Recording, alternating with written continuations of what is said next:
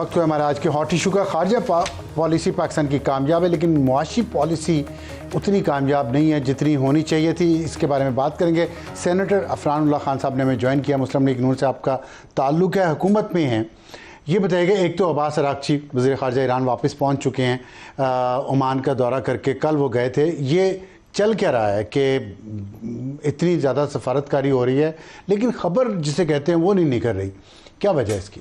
जी बिस्मिल्लाहिर्रहमानिर्रहीम। देखें, खबर ना निकलने की बुनियादी वजह यह है कि मामला बहुत नाजुक है और उसकी अंदर हालात, अगर गलत इन्फॉर्मेशन बाहर आ जाए या तो वो बहुत ज़्यादा मसाइल उस निगोशिएशंस के लिए क्रिएट कर सकती है। तो इसलिए काफ़ी जो है वो एक टाइट जो है उसको रखा गया मामले को, ताकि किसी को इन्फॉर्मेशन बाहर ना जाए। लेकिन पाकिस्तान का बुनियादी रोल जो है वो मीडिएटर का था और हमने अपनी जो हमारा इन्फ्लुएंस था उसको इस्तेमाल करके हमने जो इनके आपस में गैप्स थे डिफरेंट इश्यूज़ के ऊपर, चाहे वो लेबनान हो गया, स्ट्रेट ऑफ हॉर्मुज़ हो गया, न्यूक्लियर इशू हो गया, जो इनके रेपरेशंस के पैसे हैं उसके, उन सब के ऊपर हमने काफ़ी काम करके किसी न किसी हद तक जो है वो उनको ब्रिज किया था। उन गैप्स को सारों को नहीं कर सके थे, लेकिन उसके इसमें मसला ये है कि अमेरिकन्स की भी जो समझ में आता है इंटेंट है और ईरानियंस की भी इंटेंट है, लेकिन ज़ाहिर है जब तक उन दोनों की एक्सपेक्टेशंस मैच नहीं करेंगी तब तक कोई एग्रीमेंट तो नहीं हो सकता। आपके ख्याल में जो एग्रीमेंट हो सकता है, उम्मीद है उसकी राउंड 2 इस्लामाबाद में होगा?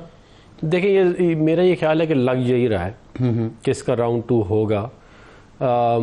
दोनों जो है तरफ से तासुर यही दिया जाता है कि हम इंटरेस्टेड नहीं है, लेकिन फिर भी बातचीत चल रही है, बैक चैनल्स चल रहे हैं, तो इस बात की उम्मीद है कि ये हो जाएगा। लेकिन देखें, ये बात ध्यान में रखें कि डील अगर फेयर नहीं होगी या डिमांड्स अगर फेयर नहीं होंगी तो ये वो वाला टाइम, अगर 28 फरवरी को जो चीज़ ईरान देने के लिए तैयार था वो नहीं देगा।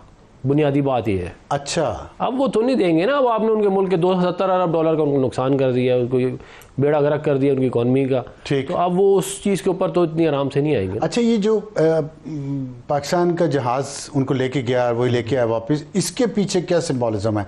लोग बहुत सारी इसमें बातें करें कि कोई सिक्योरिटी की रीजंस हैं या मेहमान नवाजी थी खाली? देखिए, इसमें मेहमान नवाजी तो बिल्कुल ऑफ कोर्स जो है वो हमारे रिलीजन का भी, हमारी रवायत का भी हिस्सा है, वो भी थी। और साथ सिक्योरिटी का इसलिए इशू था क्योंकि आपको पता है, देखें बुनियादी तौर पे इनकी जो हरकतें हैं आपको मालूम है, इन्होंने इस्माइल हानिया साहब को शहीद किया, इन्होंने तेहरान के अंदर इनके बहुत सारे और लोगों को जो है तेहरान की लीडरशिप को शहीद किया। इन्होंने कतर पे हमला किया, इन्होंने लेबनान पे हमला किया, इन्होंने सीरिया पे हमला किया। अभी रिसेंट में बता रहा हूँ बहुत सारे ऐसे हमले जो कि GCC पे हुए, जो GCC के ममालिक ने कहा, ईरान ने कहा हमने नहीं किए थे, वो ज़्यादातर इन्होंने किए थे। तो ये इसराइलियों ने ये चाहते यही है कि इनको कोई ऐसी चीज़ मिल जाए जिससे ये आग और भड़के। तो ज़ाहिर है हम ये चाह रहे थे कि उनकी हिफाजत पूरी की जाए और हमने इसकी पूरी जो है हमारी आर्म फोर्सेस ने इसकी जो है वो बेड़ा उठाया और बड़े एहसन तरीके से इसको पूरा किया, बिलखुसूस एयरफोर्स ने। अच्छा, ये बताएं कि आपने एयरफोर्स का जिक्र किया, आर्म्ड फोर्सेस का जिक्र किया, और खारजा पॉलिसी में ज़ाहिर है बहुत कंट्रीब्यूशन है, और जितना हार्ड पावर के तौर पे पाकिस्तान अपनी पॉलिसी को लेके जा रहा है, दुनिया भी उसकी तारीफ़ कर रही है, लेकिन हम देख रहे हैं कि इसको हम ट्रांसलेट नहीं कर पाते। पहले भी हमने बहुत सारा खारजा पॉलिसी पे कई दफ़ा कामयाबियाँ हासिल की हैं, हम इसको अपनी मुआशी कामयाबी में या तरक्की में ट्रांसलेट नहीं कर पाते। मैक्सिमम ये होता है कि हमें जी कर्ज थोड़ा सा और मिल गया। ये क्यों है हमारी ऐसी सोच? हम जिस तरह हमने we dream big when we talk about our foreign policy, हम यहाँ ड्रीम बिग क्यों नहीं करते? न्यूक्लियर पावर बन गए, ड्रीम बिग किया, मुआशी जब हालात आते हैं हम ड्रीम बिग क्यों नहीं करते?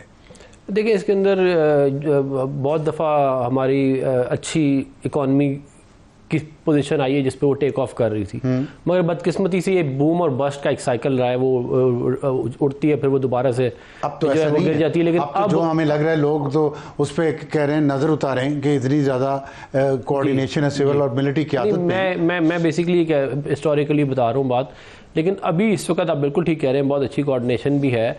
और ये जो इकॉनमी के आप इशूज़ हैं, ये फॉरेन पॉलिसी की जो हमारी सक्सेस है, इसकी इकोनॉमिक आउटफॉल जो है वो अगले चंद सालों में आएगी। मिसाल के तौर पे मैं आपको बताना चाहूँ कि अगर ये मुआहदा हो जाता है at some point in time, तो ईरान का बहुत सारा ट्रेड जो हम ईरान के साथ कर सकते थे, अगर उनको सैंक्शन वेवियर मिल जाता है, हमें भी मिल जाता है, तो फिर वो हम कर सकते हैं। फिर जो पेट्रो डॉलर का डिक्लाइन है, जो कि ज़ाहिर है अभी आपके सबके सारे दुनिया के सामने ही है, उसका एक बहुत बड़ा फ़ायदा ये होगा कि ये जो पूरा रीजन है इसके अंदर हमारा ट्रेड हम नहीं कर पाते थे, क्योंकि हमें डॉलर के इशू रहते थे। जैसे आपको पता है वो डॉलर के थ्रू कंट्रोल करते थे हमें, वो जब उसका डिक्लाइन आएगा उससे भी हमें बहुत इकोनॉमिक फ़ायदा होगा। और हम इकोनॉमिक पावर हम जो ना बनने की जो आप बात कर रहे हैं, हमने न्यूक्लियर बॉम्ब बना ली, जहाज़ बना लिया और पता नहीं क्या क्या कुछ कर लिया, इकोनॉमिक पावर भी हम इंशाल्लाह बन जाएंगे, लेकिन ना बनने की वजूहत जो है वो यही थी कि हम ये सारे काम कर रहे थे। मेरा ख्याल, मेरा आपसे इख्तिलाफ करने की जरूरत कर रहा हूँ, अगर आप इजाज़त देंगे तो जरूरत करूँगा। लेकिन मुझे ये बताएं कि ये सारा डॉलर के भी प्रॉब्लम से, पैसे का भी प्रॉब्लम था, फिर भी न्यूक्लियर पावर भी बने, जहाज़ भी खरीदे, ये खरीदा वो खरीदा। मैं ये नहीं कहता कि आप पाकिस्तान को पेरिस क्यों नहीं बनाया, लेकिन सिंपल सी चीज़ें हैं। आपकी टैक्स टू जीडीपी रेशो है, आप तनख्वाहदार तबके को, आपसे मुराद है जो भी हुकूमत आती है तनख्वाहदार तबके को निचोड़ती है। बैंकिंग सेक्टर को आप देखें कितनी आपने फैसिलिटीज़ दी हैं, इतना वो चार्ज करते हैं अपने कस्टमर्स को और इतना वो मुनाफा कमाते हैं, अपने कस्टमर्स को कोई ख्याल नहीं करते। आपका वज़ीर ख़जाना एक बैंकर है, तो ना जीडीपी ग्रोथ हुई, ना आप फॉरेन इन्वेस्टमेंट आई, ना आपकी एक्सपोर्ट्स बढ़ी। ठीक है, आपने कहा रुपये डिवैल्यू कर दें, एक्सपोर्ट्स बढ़ जाएंगी, नहीं बढ़ी। टैक्स पेयर्स को सॉरी जो सैलरीड क्लास है उसको आप निचोड़ते रहते हैं, बाकी लोगों पे आप टैक्स लगा नहीं सके। गाड़ियाँ देखें इस्लामाबाद में, लाहौर में, कराची में, इतनी बड़ी बड़ी गाड़ियाँ लोगों के पास हैं, ये किधर से आती हैं? देखिए बात ये है कि टैक्स नेट में क्यों नहीं है? बैंकिंग सेक्टर को इतनी फैसिलिटीज हर हुकूमत देती है, इतना वो इंटरेस्ट रहते हैं लोगों से, गाड़ी खरीदनी हो, घर खरीदना हो आपने, लेकिन आवाम के लिए आप कहते हैं महंगाई है, सब कुछ है। देखिए इसके अंदर ये बहुत सारी मामलात हैं जिनको आपने आइडेंटिफाई किया है। हुकूमत की देखिए मसला ये है कि हुकूमत के ऊपर बहुत ज़्यादा शुरू दिन से प्रेशर ये था कि इन्फ्लेशन, अकाउंटेबिलिटी ना हो आपके हुकूमत के अंदर। इन्फ्लेशन नहीं, अकाउंटेबिलिटी तो अगर कोई परफॉर्मेंस इवैल्यूएशन होती है मिनिस्टर्स की? नहीं, बिल्कुल होती है परफॉर्मेंस इवैल्यूएशन। तो क्या आपने 2 साल में बताएं क्या किया? GDP growth, tax to GDP ratio और सैलरीड क्लास पे जितना बोझ है वो, बिजली के बिल, पेट्रोल के बिल, सब कुछ लोग दे रहे हैं, इतना टैक्स। मैं आपको बताया तो देखिए इन्फ्लेशन को कंट्रोल किया, फॉरेन एक्सचेंज रिजर्व्स को बेहतर किया, ठीक, जो आपके कर्जे से ठीक है, लेकिन वो फाइनेंशियल मैनेजमेंट ही होती है at the end of the day. कोई फाइनेंस में एक्सपोर्ट्स नहीं बढ़ी हैं आपकी? एक्सपोर्ट जो है वो मार्जिनली बेहतर हैं, बहुत ज़्यादा नहीं बढ़ी, ये बात दुरुस्त है, लेकिन रेमिटेंसेस हमारे रिकॉर्ड हुए हैं, ये भी तो है ना। और फिर देखिए जीडीपी ग्रोथ रेट इस साल 3.5-4, देखिए मैं आपको एक बात बताऊँ, जो आप बात कर रहे हैं मैं समझ में आ रही है। जब आपने 8% पे 10% पे ग्रो करना होता है ना, तो जो आपने बुनियाद रखी थी सीपैक की 2013, 14, 15 में, अगर वो चलाए, अगर वो टेक ऑफ कर गए थे, अगर उसको मजीद चलने दिया जाता तो फिर उसमें हम जाते रहेंगे तो कहीं पहुंच नहीं सकते। अभी तो आपके लिए हालात बहुत अच्छे हैं ना, 4 साल तो हुकूमत को हो गए, और आप मुझे बताएं 4 साल में क्या जो टैक्स हम देते हैं, आम आदमी की मैं बात करूं, उसमें कमी आई, उसका बोझ कम हुआ नहीं हुआ? बिजली के रेट्स कम हुए नहीं हुए? बिजली का कम हुआ है सर, देखें अब आप कम 20 रुपए कम हुआ है, 20 रुपए कम हुआ, लेकिन अगर आप पिछले 4-5 साल बहुत ज्यादा, तो फिर ये मैं कह रहा हूँ ना, तो लोगों के लिए सहूलत तो कोई ना हुई ना। और फिर आप FPR को इतना आपने उनको गाड़ियां खरीद के दी, उनकी सैलरीज बढ़ा दी, आप टैक्स टारगेट फिर भी पूरे नहीं कर सके, तो कोई अकाउंटेबिलिटी मुझे तो नजर नहीं आती।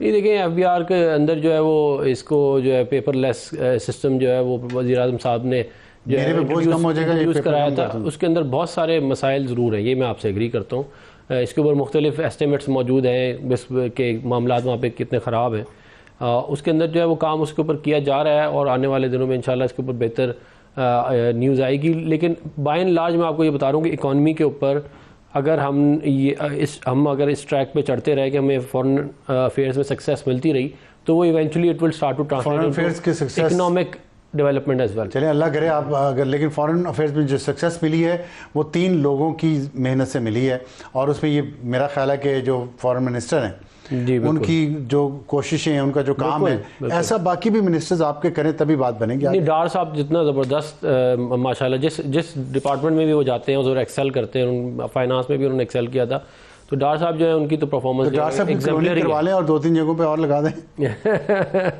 बेचारे सारे दिन पहले ही भाग रहे होते। बहुत शुक्रिया अफनान साहब हमसे बात करने के वक्त हमारे आज के एडिटोरियल का, और हमें ये बताया गया कि खैबर पख्तूनख्वा में बिलियन ट्री सुनामी आ रहा है, और वो सुनामी तो आया नहीं आया, लेकिन आप देखें कि जो लकड़ी काट के इसकी स्मगलिंग हो रही है उसका वहाँ पे सुनामी छोटे सैलाब आया हुआ है, और 1 किलोमीटर लंबे ट्रैक की एक वीडियो सामने आई है। 1 किलोमीटर लंबा ट्रैक लकड़ी के दरख्तों के तनों का बना हुआ। आप सोचिए कितने हज़ारों दरख्त ये काटे गए होंगे, जिससे 1 किलोमीटर लंबा ये ट्रैक बना हुआ है। और ये इसलिए ट्रैक बना हुआ है कि इसके ऊपर से मज़ीद लकड़ी स्मगल की जा रही है। इससे आप सोचिए कि किस लेवल पे जंगलात की कटाई खैबर पख्तूनख्वा में हो रही है, और हज़ारों एकड़ जंगलात वहाँ पे काटे जा चुके हैं, जिससे सैलाब में तबाही ज़्यादा होती है। और 2025 में जो पिछले साल अभी मानसून बारिशें हुई हैं, इस साल फिर शुरू होने वाली हैं, उसमें 504 लोगों की अमवात हुई। आपको याद होगा वो विजुअल्स, वो फुटेज जो पूरे का पूरा पहाड़ गिर के दरियाओं के साथ आ रहे थे। उसकी वजह यह थी कि लकड़ियों की कटाई, जंगलात की कटाई बहुत हो रही थी। 218 लोग ज़ख्मी हुए, 3222 मकानात तबाह हुए और 5467 मवेशी हलाक हुए। और ये है वो बिलियन ट्री सुनामी जो मुसलसल चूरन बेचा गया पूरे खैबर पख्तूनख्वा के अवाम को। और एक रिपोर्ट के मुताबिक चित्राल में अरिंदो गोल जंगल का 35% हिस्सा बिल्कुल ख़त्म हो चुका है, और 1000 अरब रुपए मालियत की लकड़ी काट कर ये टिम्बर माफिया, जिसमें खैबर पख्तूनख्वा हुकूमत और उसके चलाने वाले भी उस गठजोड़ में शामिल हैं, वो बेच चुके हैं। और खैबर पख्तूनख्वा की सिर्फ एक तहसील बटाग्राम में एक स्कैंडल में 1 अरब 70 करोड़ रुपए की लकड़ी पकड़ी गई है, जो गैर कानूनी तौर पे काटी गई थी। और ये लकड़ी के गैर कानूनी घपले में 140 अफसरान और सरकारी एहलकार भी शामिल हैं। तो ये है वो सुनामी बिलियन ट्री का जो आया था, और अब स्मगलिंग के रास्ते ये सैलाब के ज़रिए वापस जा रहा है। तो सोचें इस पे, और हुकूमत को चाहिए खैबर पख्तूनख्वा की कि वह अपनी गवर्नेंस को बेहतर करे और लकड़ी की जंगलात की इस तबाही को रोके, वरना आने वाली नस्लें मज़ीद तबाही का शिकार होंगी। अब तक के लिए इतना ही। खुदा हाफिज़ एंड गुड नाइट।